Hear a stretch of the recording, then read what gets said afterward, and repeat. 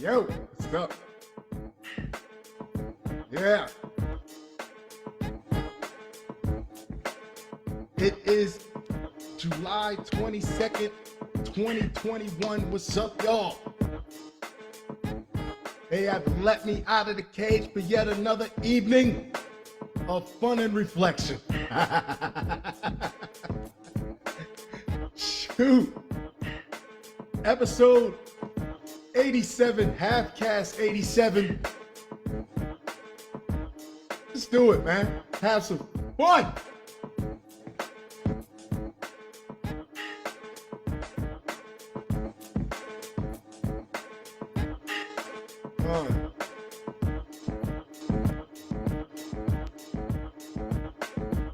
Name this tune. Nice. Nice. Hello, everybody. Gather around the campfire. Time to tell some ghost stories. No. So, I seen a statement on my Twitter page by a lady, and I thought it was very it's cool to know, like, to have an insight within yourself when you see that something is wrong, but you don't know what it quite is, to just look at all aspects, not just an outside aspect. Maybe you should look within when you see something that just don't quite like why. And it was basically, it was an answer, but I posed a question because I like to think about things like that. She said that whenever she has something good going, like relationship wise, she always in her head, and she called it self sabotage. That's what she described it as self sabotage. And she said whenever something is going good with someone, that it's too good to be true, and she always finds a way to ruin it. Like, and she finds a way, yeah. And I think that's, and no judgment here. Shoot, she's reflecting, she's inflecting, like, if that's a proper term. But it made me think, like, what, like, there are people out there posed the question. She posed the answer, and here's the question, like, what, is there such a thing? If there, I really think it is. So what is the feeling like? Is it like, do people get do they get scared, or do they feel like they just don't deserve the type of treatment that they're receiving from a certain person? Or could it be that they want this type of energy, they want this type of caring and thoughtful energy, but they just don't want it from you? It could always be that last option, man. Like, maybe you're dynamite, you're dynamite John, you're dynamite Jane, but maybe not just for that person. That person wants your energy, but from a different body, or from a different person.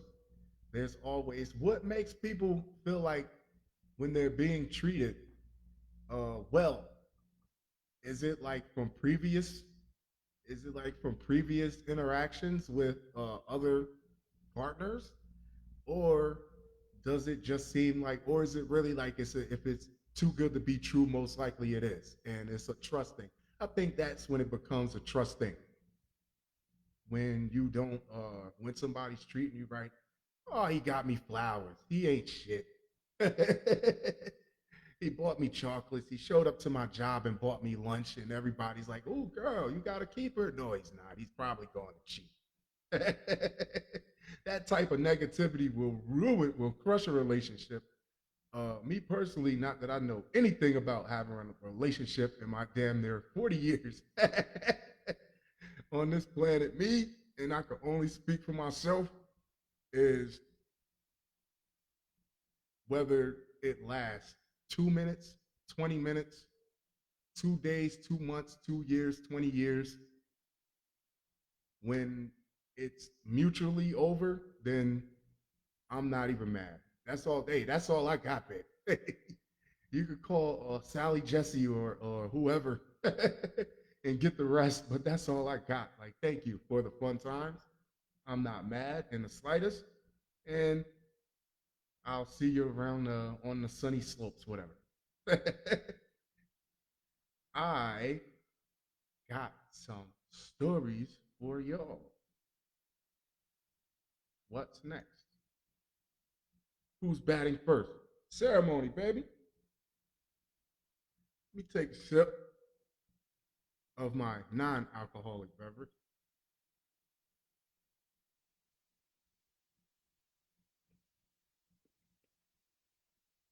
First up. Oh yeah. Seagull hits teen in face while on spring shot ride in Wildwood, New Jersey. Holy smokes. This is what you wanted, right? You drag, you just, oh, look at the fucking video. You dragged your daughter all the way down to fucking Wildwood, New Jersey to get teabagged by a sea pigeon. Because that's all seagulls are. They don't care about humans. They'll snatch a sandwich right out of your face. They'll snatch a sandwich out of your mouth. They won't even snatch it out of your hand. They'll snatch it out of your mouth. A dirty sea pigeon, and you let your daughter get teabagged. It was just all on her. Ew, just nasty feathers all on your daughter's face. After that, you gotta go home. After that, what type of fun? What are you gonna get? What you gonna buy her? You're gonna hit the bottles on the boardwalk and get her a stuffed animal? No, she's still picking feathers out of her mouth. It's time to go. But you're gonna get her a snow cone? No, she still has a little. She still tastes beak. She's still tasting beak down her throat. A group of friends celebrating a birthday at happy birthday. Here's a bird in your mouth. A group of friends celebrating a birthday at a Jersey Shore definitely have a story for the ages. Whatever happened to just getting together, have a little bit of cake and ice cream, Ben and Jerry's, and and you're good. You're good. Sing happy birthday, and oh my God, they keep. I gotta get this off my, because the picture of the bird just got her face like Georgia 14, poor girl, and Kylie, who lived near Weatherly, Pennsylvania, got quite the surprise visitor while on a ride at Maury's Piers in Wildwood, New Jersey, earlier this month. Georgia was celebrating her 14th birthday while on. You would think for your 14th birthday, your first kiss wouldn't be from a bird. While on vacation, I'm sorry, low hanging fruit. I couldn't help it, and decided to go on a spring shot ride at the amusement park. According to Maury's website, the ride shoots you into the air at speeds over 75 miles an hour. Sheesh. But the website doesn't say you'll meet a flying seagull out of nowhere. Video shows Georgia and Kylie get fired into the air, and shockingly, Kylie comes face to face with the seagull. When I got shot up, then I saw it. It was going the opposite way. Then it came back. It hit me right in the face. You're in uncharted airspace, my friend. It felt really light, and it only left like the tiniest scratch. Okay, that's good. It could have been worse. It could have like clawed her eye or something by accident, pecked her eye, got spooked. Kylie was able to remove the bird and it seemingly flew away uninjured. Who cares about the bird? All of this, all of this occurred right next to Georgia, who had no idea what was going on right next to her. I was trying to tell her. Kylie said in the video, Kylie could be heard yelling, "A bird flew on my face! A bird flew on my face! Come on! If that's better than the ride, I would have probably. Oh no!" But Georgia couldn't hear it. She was focused on getting through the ride. See, Georgia was having a good time. Don't ruin her good time because you had beak on your face. She told me to stop talking because she thought she was going to throw up. That is okay. That's definitely a memory for, and I joke, but I'm glad that the little girl didn't get hurt. That could have been way worse. And the girl was like, shut up because don't throw up on me. I think having a filthy seagull on your face, you get the green light to throw up, shorty. You get the green light to throw up. Goodness. Moving along. Yes. Why do you keep hitting the same tab instead of hitting delete? Have you took a bird to the head, Mr. Johnson? Yeah. Brooklyn man secretly recorded two female roommates in bathroom, bedroom. What the hell is wrong with these people, man? And you live with, first off, doing it, period, is dead wrong. Yeah, you're doing it's illegal. It's highly illegal. And it's like they live right next to you. You don't think eventually they're gonna notice?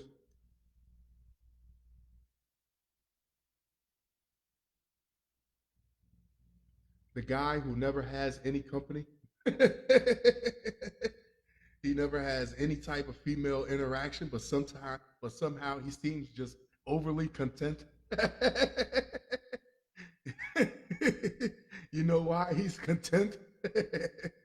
Because he's looking at the camera, and all you ever see him come back from Dwayne Reed, because it's Brooklyn. I'm thinking it's Dwayne Reed with lotion and boxes of napkins, and somehow he's just always happy. But you never see him with another woman.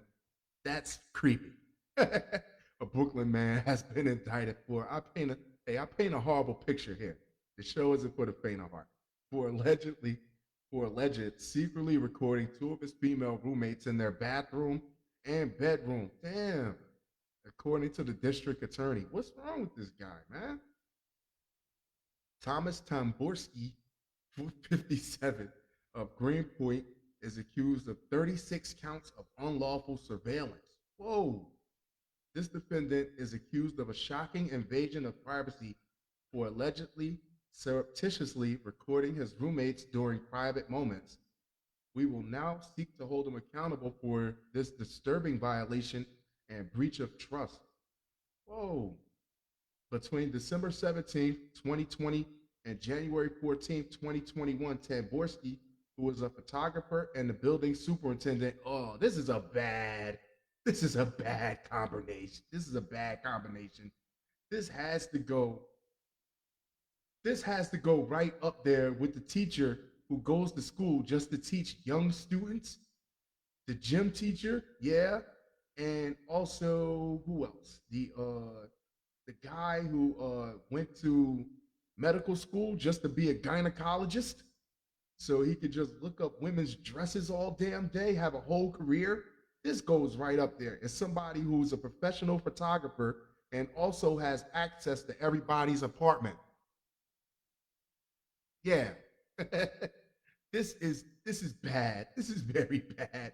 Allegedly planted numerous recording devices in a shared bathroom and a spare bedroom that he rented out to a 24-year-old woman. As a 24-year-old woman, I would be very weary of subletting from a damn near 60-year-old man, and he's not even like, it's not even like he lives in a whole different apartment, like he just owns another property. He's actually living with you. So yeah, wow. I would be, yeah. I don't think I could be able to do it. Know what I mean? Because it's just real shady. I would, if I was a 24-year-old woman, I would not want to be living under the same roof with a 57-year-old man that I'm not related to, that I barely know.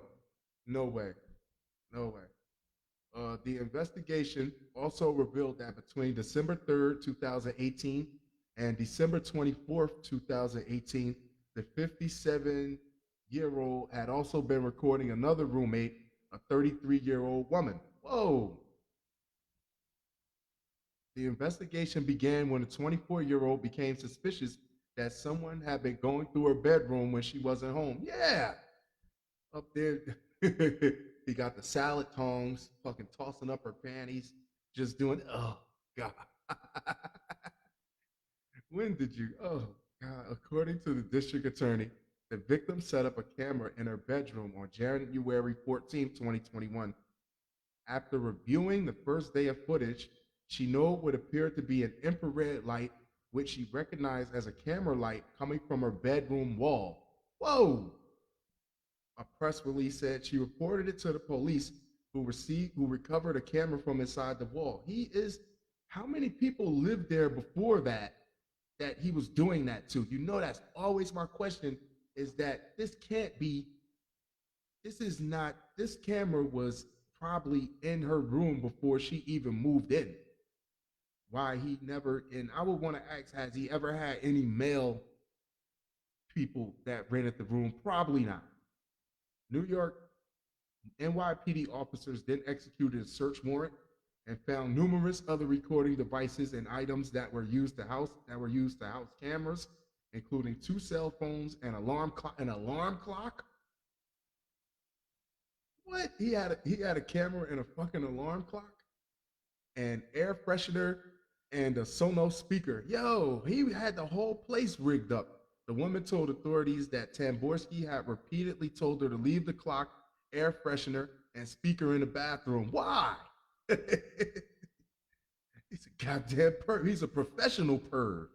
Authorities conducted a forensic analysis of the items and found that there was also a hidden camera in the vent in the bathroom that recorded the women changing, showering, and doing other personal activities. Oh, you could have left that part out. Oh, yo, I can't, I would just feel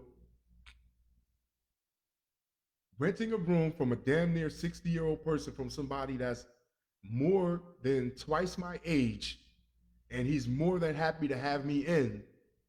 I would just be, no. It just doesn't seem right. If it's too good to be true, if it's too good to be true, and it turned out to be too good to be true, shit, probably gave her a good, yeah, yeah, don't worry, yeah, you pay me whenever. Jesus, curves. Let's delete this, and what's next? That shit is creepy. He just watching you sleep. Can you picture that? You're knocked out. You don't even know. He's just watching you sleep. You get up. It doesn't matter what time it is. He's just up. He got a little string on his toe every time you get up to go to the bathroom, and the clock is watching you to go pee. Whatever the hell you're doing, he's just up. 3:25 in the morning. He's just watching you take a leak. Yeah, come on. Then he watch you go back to bed and go back to sleep. That's his night. That's his fucking night right there. Goodness. Chef arrested after trying to trade his wife for drugs and killing her. Yo. So there's three things wrong with this top line right here, right? Because if you're a chef, if you're a good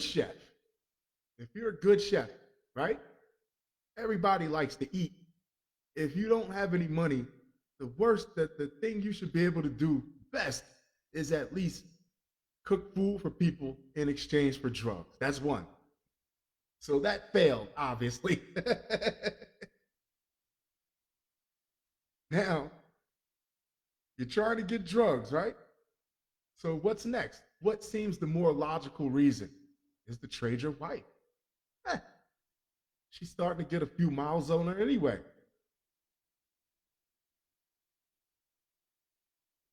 She's starting to get a little bit more nitpicky, more trouble than she's worth. Hey, why not? I'll trade her for some drugs. That fails. So you just made two very horrible decisions in life. So what's next? What do? You kill her? Let's find out. Damn. Mexico City. What was he trying? What was he trying to? Yeah, yeah, I see it right here. Let's play this through. Mexico City police arrested a professional chef accused of trying to trade his wife for drugs, then mutilating her and feeding her limbs to their pet dogs. What the fuck? Could have just left her. Could have just like. Now she doesn't have anything. Now she's not worth anything after you done fed her to the damn dog. Jose Alfredo Camacho, 31, was under the influence of methamphetamines. Why was I not surprised when authorities took him into custody in connection with the murder of Jacqueline Perez, 25, on Monday? Camacho confessed to investigators that he contacted his drug dealer via Facebook. You people love to tell on yourself on social media, it never fails. That's not worse than the woman that was an accessory to murder, and the cops issued a reward out on Facebook, and she hit the cops like, "Yo, what's up with that reward?" And they drug her, they caught her dumbass. Like, via on Sunday, then offered to swap Perez for a dose of crystal methamphetamine. Police said, "What? Hold on." Camacho confessed to investigators that he contacted his drug dealer via Facebook on Sunday, then offered to swap Perez for a dose of crystal meth. Police said, "What? That's it? That's all your wife was worth to you? A few hits of meth? That's all you couldn't get like at least a fucking ounce or something? Like what? Uh, the deal didn't happen. I was supposing I would like to put a little bit more value on it than a little bit of meth." But Camacho told authorities he took crystal meth and at some point killed Perez. Wow. Police did not describe how she died, but they said Camacho claimed she was already dead when he woke up on Monday morning and he did not remember killing her. That's what makes that drug so fucking dangerous, is that you can do horrific things and wake up and not even remember. Wow. In his testimony, Camacho told police that he used a kitchen knife to cut her body. He's a professional chef now. Then cooked both of her arms. He planned to give them to their two dogs. What? Perez's mother, who was concerned after not hearing from her for several days, visited the home on Monday but was chased away by Camacho. He confessed to killing her daughter, then threatened to stab her. Wow. The woman reported the incident to Mexico City police, who then dispatched a team of agents to the home, which is in the borough of Milpa Alta. Okay, I tried. Camacho attempted to flee across the roof but was apprehended. Authorities discovered Perez's remains inside a bag abandoned on the roof and her arms in a cooking pot. Wow, that's a lot. Camacho is expected to appear for a judge this week for being formally charged for killing Perez. You don't get nothing like just it's just a murder. That's it. It's not like dismember. It's not the horrific, the gruesome way you killed that woman. That should be like, yeah, the murder should be. It's not up for debate. He murdered the woman. It's not up for debate. But in the gruesome way he killed her, and that was supposed to be his wife, like, do you get the firing squad or something? I don't know. You're supposed to get like the chair or, damn, it's just murder. That's how bad. That's how bad it is. Like, it's murder. Murder is murder. Get rid of this. He tried to trade his wife for drugs. He couldn't even get drugs. This drugs is fucking crazy, man.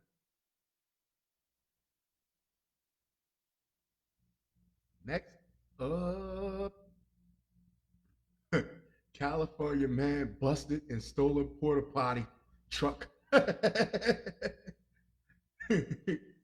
Something about this crime stinks. Who wrote this shit? A California man was arrested Tuesday after allegedly stealing a truck carrying two porta potties. The owner of the truck reported his theft to the Fresno County Sheriff's Office Tuesday morning and told him that he had located it through the onboard GPS tracker. What the hell is he? What did he do? Deputies tracked down the mobile latrine. That's what you call it, a mobile latrine. Two porta potties is a latrine. But the driver fled, according to police. Who did you? Oh my God. Francisco Melendez. Within 2 minutes, he crossed a set of railroad tracks, drove over a bridge, and then dumped the car, continuing to flee by foot. Deputies, having recognized the suspect from a May arrest, circled back to his home where they met him. Wow. So they already know you, bro. So the first place you go is home. That's where you go is home. Like that's not the first place they're gonna go. Francisco Melendez, a 33-year-old man who the Fresno County Sheriff's Office identified as one of as one of Fresno County's most prolific auto thieves. Come on, man. How prolific are you of an auto thief if you stole a shitmobile, a literally a fucking a dump on wheels, a dump on wheels. You couldn't have did the Grand Theft Auto and stole like the Ford a Ford Fiesta or something, or yeah, took a paper clip and hacked into a Honda Accord somehow. You had to steal a shitmobile. Melendez has been charged with auto theft, receiving stolen property, evading police, obstructing a police officer, and committing a felony while on bond. Damn. I would definitely, if I know I'm going down for that, I'm gonna. First off, I'm not going down for that. I'm not doing no shit like that. Whoa, this crime stinks. Something about this crime stinks. That's some fucking some CSI Miami shit. He take his glasses off. I knew there was something stinky about this. Fucking get the hell out of here. Just do it off my page. What's next?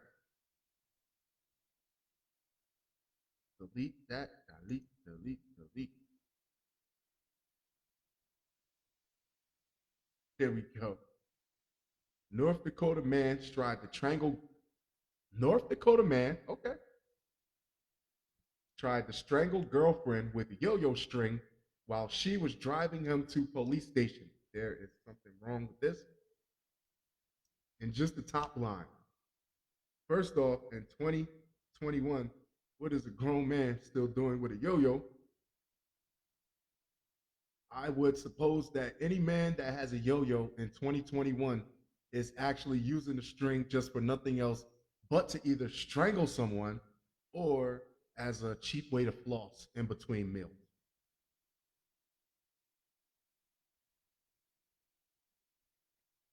A fucking yo-yo? Really? You didn't see that coming, shorty? While she was driving him to the police station. First off, why are you driving anyone to the police station? Shouldn't the police be doing the driving to the police station? Whoa. A North Dakota man has been arrested and charged with attempted murder. You couldn't even do that after allegedly trying to strangle his girlfriend with a yo-yo string while she was driving him to the police station at his own request. So what the okay. Okay.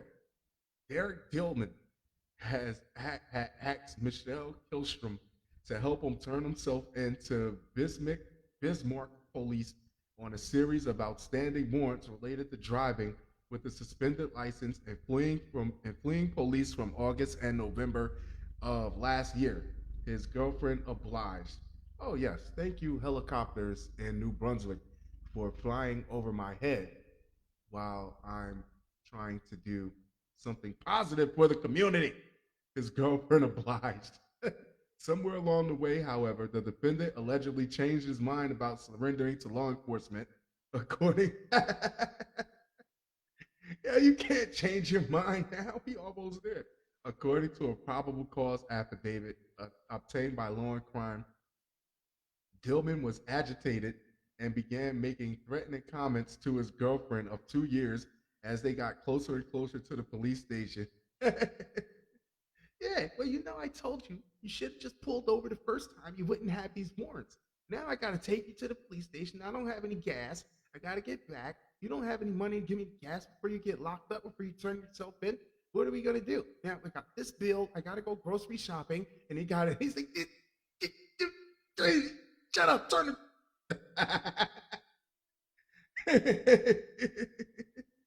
Oh shit! Michelle stated that Derek told her to drive him to the police department so he could turn himself in for his warrants. The court document notes Michelle stated Derek continued to kick the dash and windshield of the vehicle as make threatening what? Making threatening comments. Okay. Michelle stated Derek told her, I am going to fucking kill you. Hey man, sometimes space in a relationship, that's how you get your space. Hey man, you know what? You're getting on my nerves. You know what? We need some time off. Take me to jail so I can get rid of my warrants. And that's time off from the relationship right there. And I'll come out and maybe we'll try this again. Yeah, just take me. Damn, how annoying do you have to be, Michelle, to actually make a man want to turn himself in to get the hell away from you? It's all your fault, Michelle. No, it's not. I'm kidding. Michelle stated as she was driving him to the police department, said, I'm gonna fucking kill you. Twice, I'm gonna fucking kill you. Eventually, with the yo-yo, he's just fucking rocking the cradle and fucking just swinging the shit, got the fucking shit. Gonna fucking kill you. That's when things, Killstrom told police she began to fear for her life and ran a red light so she could get to the police department faster.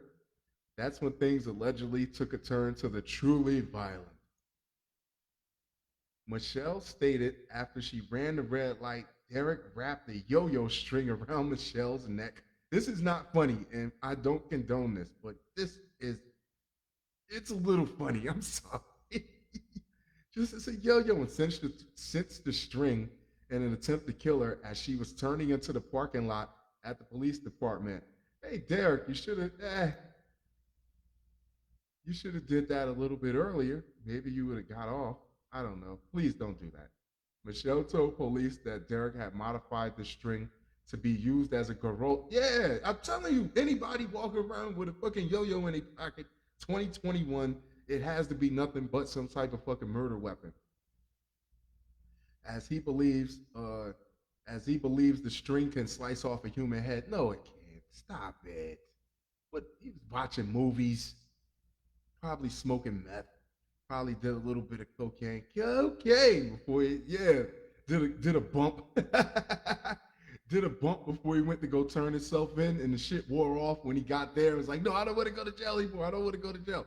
Fortunately for Killstrom, the allegedly improvised garrote didn't work quite too well. The string broke as I thought it would, because the yo-yo string is nothing but like a thin, cheap piece of yarn, maybe. Dillman's girlfriend was able to get out of her car and make her way into the police department where she reported a domestic assault to add on to the warrant he was about to turn himself into, you dumb bitch.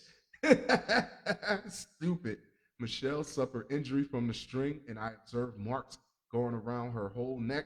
What? He didn't know. He not up for attempted murder? Or attempted, yeah, net consistent with the string or wire. Derek is seen on police department camera surveillance, then leaving the parking lot and going in an unknown direction.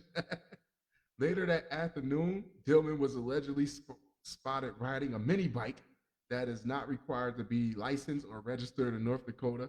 Another officer tried to flag him down and get the defendant to pull over.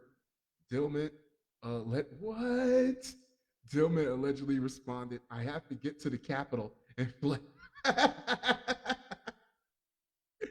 He made it to the North Dakota State Capitol grounds where he allegedly gave a fake name while being detained by a third officer. Yo, this guy has lost his fucking mind. He needs that time in jail to calm the fuck. Yeah, what the defendant was charged with attempted murder. There you go. Aggravated assault, terrorizing an adult victim, fleeing a police officer from a felony offense, attempted false information provided law enforcement, and yet another driving with suspended license citation. Holy smokes. Yo, how do you try a fucking yo-yo for real? They said he fashioned a yo-yo as a garrote that was supposed to be sharp enough to take somebody's head off. I call bullshit. Holy shit.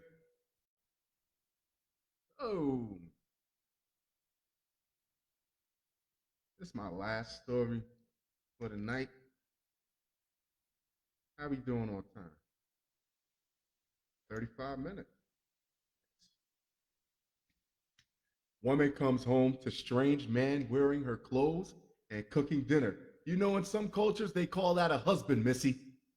Now you sit down, you wash your hands, and you get prepared for supper.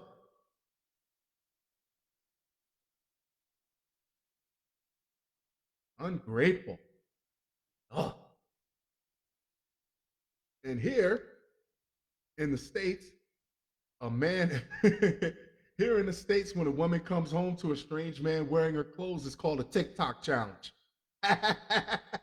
A Toronto woman came home to find a man wearing her clothes and cooking a meal in her kitchen around 5 p.m. It's dinner time, baby. Monday, police report. Oh, God. Yeah. Stretching out her pumps. Stretching out her pumps. Robert Anthony Stumpo was charged. Hey, man, that's how he wants to woo you. You see, he wanted to woo you. He wanted to surprise you. Canadian cops said Robert Anthony Stumpo, 35, fled when the unidentified woman, 33, phoned for help. He was apprehended a short time later and charged with breaking and entering. A police report states he stole unspecified personal items too. You know, the type of personal items that go. Investigators have asked the public to report any victims who may have encountered Stumpo. He's probably dressed like a big ass fucking man with a spaghetti strap halter top on. And oh God, he ran. Oh shit, they didn't. I don't think they. Yeah, they charged him with breaking and entering. He was cooking her. What do you think he was cooking her? I don't know. Ladies, if you find an unidentified man in your house wearing your clothes, because hey, you wear our sweatpants and our t-shirt, shit, let him cook. Taste the food first, and then decide if you want to kick him out. Jesus, that man had to be nuts. He had to be nuts. Wow. Please, if you fucked with the show, I'm gonna wrap it up. It's been fun. If you fucks with the show, holla at me on Twitter at RYEZSHYNE, Rise and Shine, or Halfcast AJ at Halfcast AJ, HALFCASTAJ, or my Instagram page, my Babylonian whore of an Instagram page. I'm cleaning it up though. Um, at Taco Meat 05, TACOMEAT 05. Or you could just hit me on here on Messenger or Facebook. Um, one last thing before I go: wear your mask, people. Wear your fucking mask. And you know what? I got two gaithers. I got two gaithers, and I got like four bandanas, and I got a few surgical masks. What I do not want to see is if your mask looks a little bit fuzzy, if your surgical mask looks a little bit fuzzy around the mouth parts, like you was like that's the mask you wore yesterday. That's not what we need out here, man. Get yourself get yourself a fresh mask. If you can't get yourself a fresh mask, then throw something cloth over it. Know what I mean? But those raggedy looking masks that just look like they've been through hell, like you just keep it, like you keep it in the bottom of your purse, or if you just keep it in your pocket and you keep your mask in your pocket, and it looks like it's just done. Like we don't need that, people. We don't need that. You can wear a mask and look good doing it too, but the peach fuzz along the mask, the lint, the lint is the lint along people's masks for me. Now I mean the static cling and all that shit. It looks like surgical masks look like you washed it and put it in the dryer. We not doing that, man. Oh my God. Yes, I will talk to you guys very soon. I love y'all. Adios.